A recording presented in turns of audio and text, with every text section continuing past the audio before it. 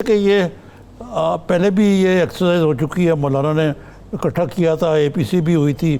जब एपीसी हुई तो ना बिलावल साहब आए ना शहबाज साहब आए उसमें, और वो अपने तलबा लेके पहुंच गए इस्लामाबाद और 0+0=0 वाला मामला। जी। अब जो कुछ हो रहा है, अब जो एपीसी आप बुलाने की तरफ जा रहे हैं, और उसके बाद क्या अलायामल होगा और अवाम क्यों कर एतमाद करें कि इस दफ़ा आप फिर कोई मुकमगा करके पीछे नहीं हो जाएंगे आपके लीडर। जी मलिक साहब। ये ऐसा आपका बड़ा अच्छा सवाल है और बड़ा डायरेक्ट क्वेश्चन है, एंड आई एम ग्लैड कि आपने इसको ऐसे ही उठाया, और हकीकतन ये बात होनी भी ऐसे ही चाहिए।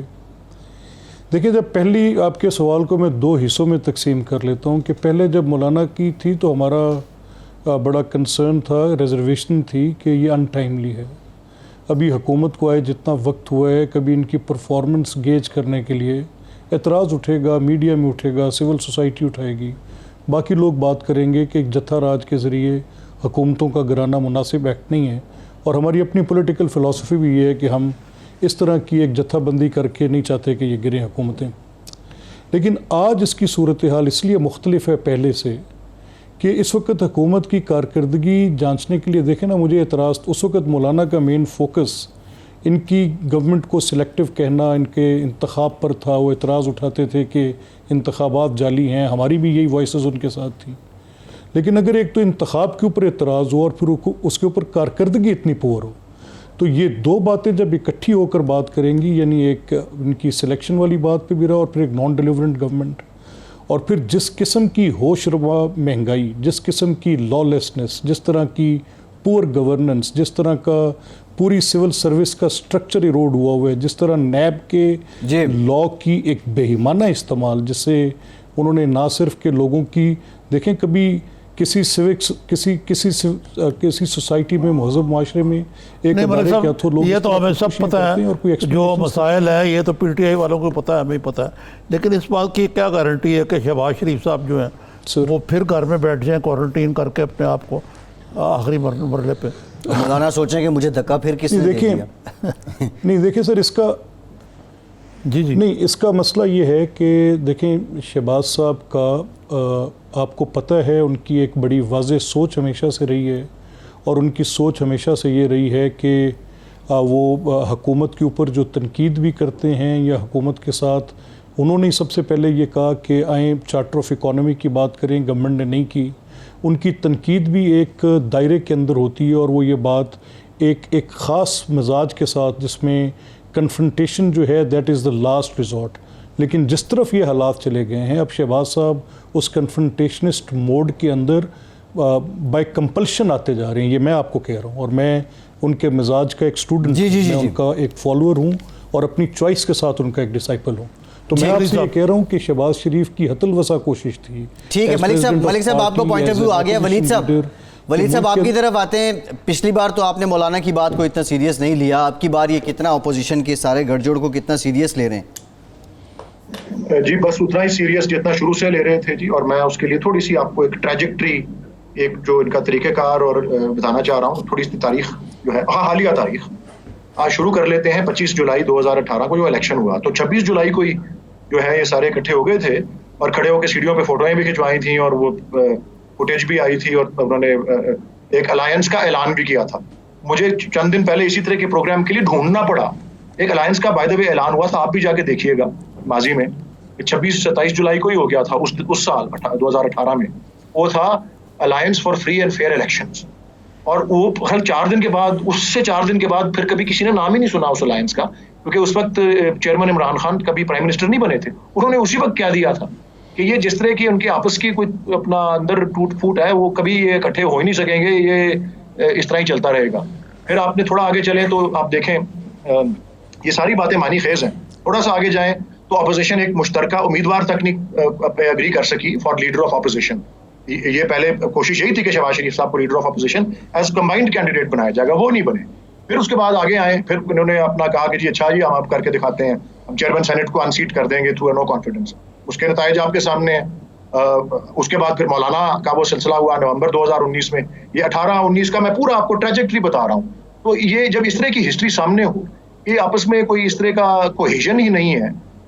इनके आपस में लीडरशिप बाहर है, कुछ बाहर है, कोई तो अब हम बस मेरा जवाब आपके सवाल का आई होप इसी ट्रैजेक्टरी और इसी हिस्ट्री से आपको मिल जाता है कि इसके बेशनजर कितना सीरियसली इसको लेना चाहिए, उतना ही सीरियसली कि जितना आप चाय की प्याली में एक तूफान को ले।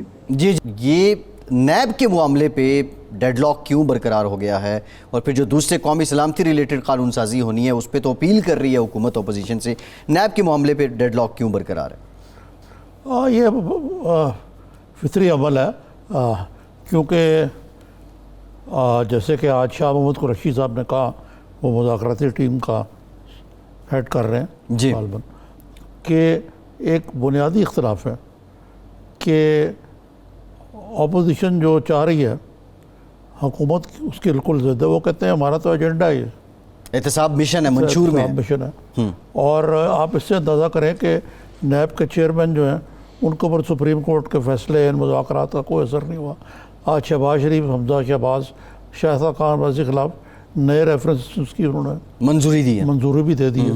तो इस सूरत हाल में तो ये नहीं हो सकता ना कि वो नैब के कवानीन में से नहीं, अपोजिशन का जो ये डिमांड है, ये मेरे ख्याल से वलीद साहब भी इत्तफाक करेंगे, ये जो बामरवजा कानूनी असूल है कि जब तक एक आदमी मुजरिम नहीं बना, मुलजिम है, तो उसको बेल का हक हासिल है। जी जी, ये कहते हैं जी पकड़ के अंदर कर दो, चाबी फेंक दो, तो फिर किस तरह there is no common ground between both the parties. क्यों वलीद साहब, आप इत्तफाक करेंगे मुझसे? जी, एक्चुअली जो जहाँ तक मुझे समझ में आई है, जो मामलात हैं जिन पे इत्तफाक नहीं हुआ, शाह महमूद साहब ने तो असेंबली के फ्लोर पे आज तफसील से उन बातों का जिक्र किया है। जी हाँ, मैंने भी वो तकरीर मुकम्मल तौर पे तो नहीं देखी, लेकिन वो चीदा और वो जिस हद तक टेलीवाइज हो रही थी, वो जो जिन चीज़ों की उन्होंने निशानदेही की है वो वाकई ऐसे हैं जो कि अनरीजनेबल हम तसव्वुर करेंगे, specially from the government side, unreasonable या वो नामाकूल किस्म की जो है वो उसमें बड़े जिस तरह शाह साहब ने कहा गौर से और बड़ी तफसील से पॉइंट बाय पॉइंट उसको पढ़ा है उन्होंने और तवज्जो से। लेकिन जो इस तरह की बातें जो शाह साहब ने दोहराई हैं, ये बेल वाली बात को एक मिनट के लिए मैं अलग रखना चाहता हूँ, उस पर मैं बाद में आऊँगा। लेकिन ये जो इसमें एक वो पीरियड की बात है कि जी वो 1994 से डेट, कट ऑफ डेट जो है वो एक जो बात कर रहे हैं, तो 1990s का एक बड़ा अहम हिस्सा और वो बैकवर्ड जो है वो उससे एक्सक्लूड हो जाता है। और फिर उन्होंने गिनवाई और चीज़ें कि जी जो नैब के चेयरमैन हैं उनकी मियाद में भी कमी की बात जो है वो आई है, और जो बहुत सी अच्छा मनी लॉन्ड्रिंग का भी उन्होंने जिक्र किया कि वो फैटफ और इकोनॉमिक क्राइम, ये दो चीज़ें जो कि फैटफ की बड़े अहम सुतून हैं, उनको नैब के परव्यू से निकालने वाली बात भी जो है वो अपोजिशन की तरफ से आई है जी। तो ये बातें जो है ये तमाम बातें शो कर रही हैं कि और फिर वो डिस्क्वालिफिकेशन के पीरियड का भी बात की कि इस वक्त वो 10 साल है कि अगर कोई पब्लिक ऑफिस होल्डर 5 साल कर दिए जी जी 5 साल, तो ये वो कम करने की बात भी कर रहे हैं। 1 अरब का भी उन्होंने कहा 1 अरब से ज्यादा होना चाहिए अगर किसी के गबन का इल्जाम।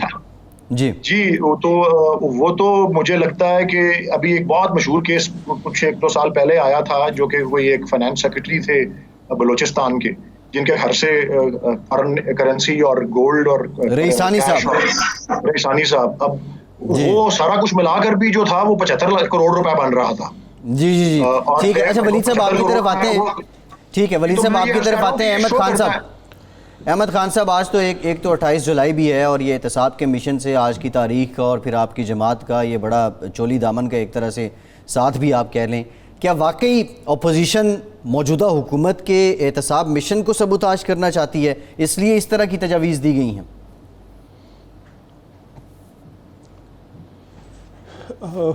नहीं है बस साहब, देखिए मैं ये कहूँगा कि आप ज़्यादा मुनासिब ये होगा कि हम इसको ज़रा थोड़ी सी मुख्तलिफ कसौटी पे परख लें। क्या नैब के कवानीन आइन की कुछ शिकों के साथ मुतसादिम हैं? क्या नैब के कवानीन बाकी लॉज के ऊपर कोई सुपरा कॉन्स्टिट्यूशनल पोजीशन रखते हैं, या कोई एक ज़्यादा बड़े अदारे के तौर के ऊपर बाकियों के ऊपर, बाकी अदारों के ऊपर भी कोई वॉच डॉग्स हैं, जैसे FIA है या SCCP है या for that matter financial transactions के मुतल्लिक स्टेट बैंक की एक बॉडी है जो FIA को रिफ्लेक्ट करती है कि ये सस्पिशियस ट्रांजैक्शंस हैं, तो आप इनको देखें।